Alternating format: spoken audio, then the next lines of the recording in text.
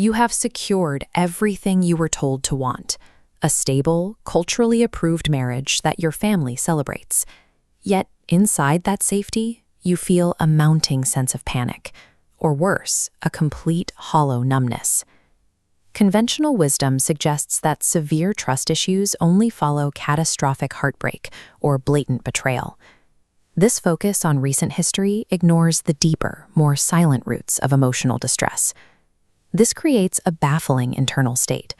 The relationship is undeniably healthy and kind, yet the body reacts as if it is under active threat.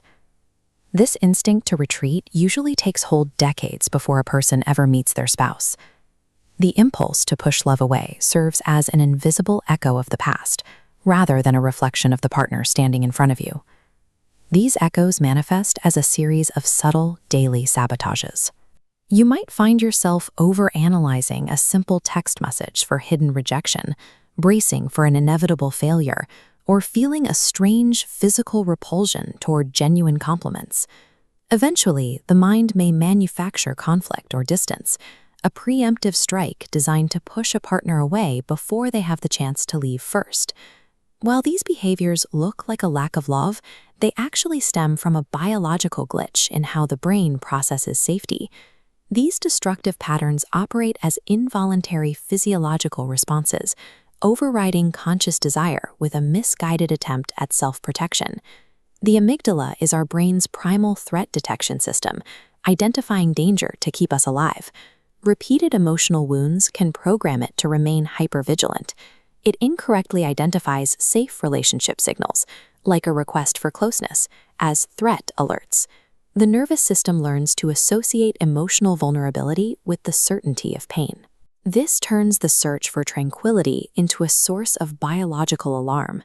This state of high alert, where the brain treats intimacy like an active predator, follows a specific psychological template. The body is effectively at war with itself, fighting off the exact connection that the mind is desperately trying to build.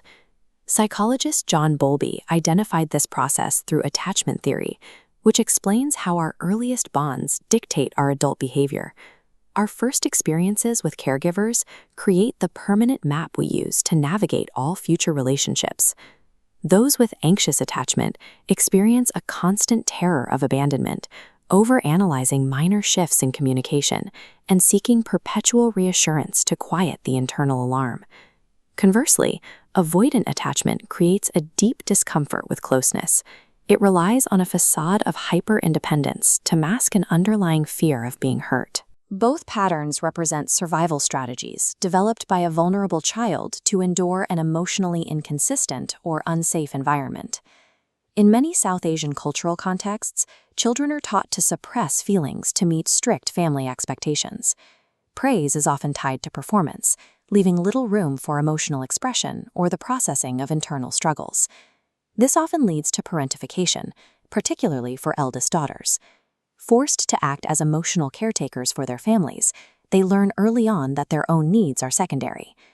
These survival patterns often remain dormant and hidden for years, waiting for a major life transition to activate them. An arranged marriage can often function as an intense psychological pressure cooker. It suddenly demands deep emotional vulnerability from a nervous system that has been biologically trained to fear it. This transition merely serves as the catalyst for an emotional code that was programmed decades ago. Because the brain is capable of neuroplasticity, these early blueprints are not permanent. The threat detection system can be rewired.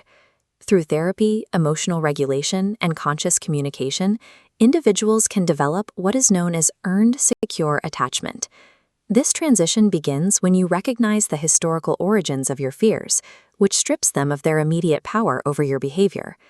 While your past shaped your nervous system by default, self-awareness allows you to deliberately rebuild it for safety. This clinical path to safety mirrors the Islamic objective of marriage, the pursuit of sakinah, or true tranquility.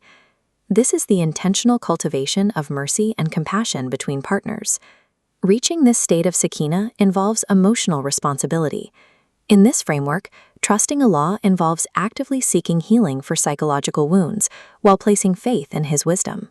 Lasting peace is found at the intersection where psychological clarity meets spiritual growth.